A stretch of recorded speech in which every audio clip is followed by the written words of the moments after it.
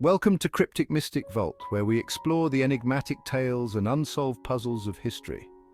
The Jesus bloodline theory is a captivating concept. It suggests that Jesus Christ had children. These children, the theory claims, went on to form a secret bloodline. This idea has captured imaginations for centuries. It's a tale woven from whispers of secret societies and ancient texts.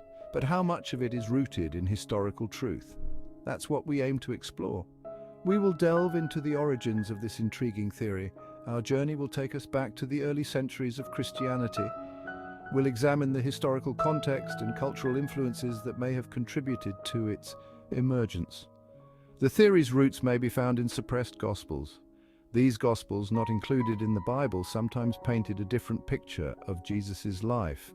They hinted at relationships and offered alternative interpretations of his teachings.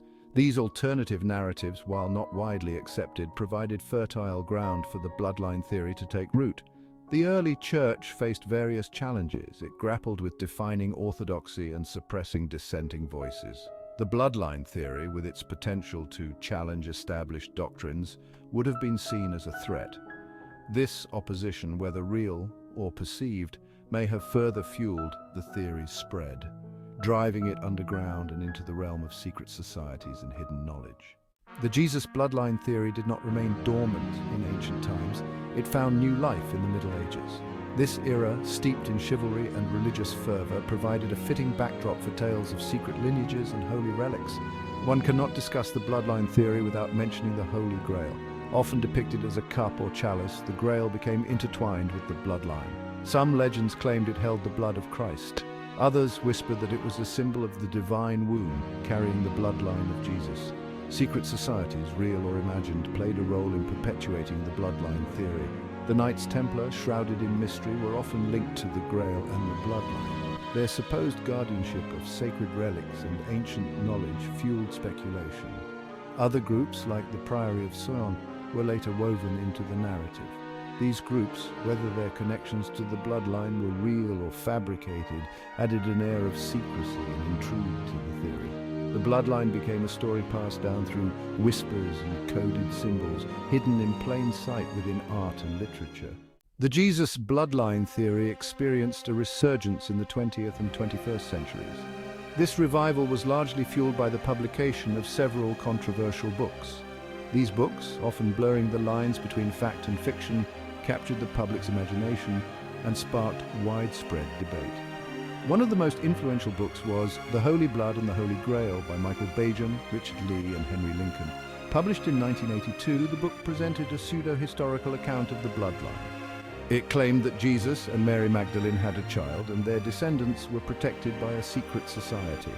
Dan Brown's The Vinci Code, released in 2003, further propelled the bloodline theory into the global spotlight. Although a work of fiction, the novel's blend of history, art, and conspiracy captivated readers worldwide. It popularized the idea of a hidden truth within Christianity, suppressed by the Church for centuries. The success of these books, along with documentaries and television shows inspired by the theory, led to a surge of interest in the bloodline. It became a topic of dinner table conversations, online forums, and even academic debate. To understand the Jesus bloodline theory, we need to examine its central claims. Proponents of the theory put forth a compelling narrative. They argue that Jesus did not die on the cross, but survived and went into hiding. Central to this claim is Mary Magdalene. The theory portrays Mary Magdalene not as a repentant sinner, but as Jesus' wife or consort. They claim that Jesus and Mary Magdalene had at least one child. This child, according to the theory, became the progenitor of a secret bloodline. Proponents often point to suppressed Gospels and apocryphal texts as evidence. These texts, not included in the biblical canon, sometimes offer different perspectives on Jesus' life and relationships. They cite passages that, when interpreted through the lens of the bloodline theory, seem to support their claims. Another key argument revolves around the suppression of information. Conspiracy theorists often suggest that the early church deliberately concealed evidence of Jesus' marriage and bloodline. They claim that this information was deemed too dangerous to the church's power and authority. This alleged cover-up, they argue, is why we don't find clear evidence of the bloodline in mainstream historical or religious records. Don't forget to like, comment, and subscribe for more mind-blowing discoveries and thrilling adventures into the past.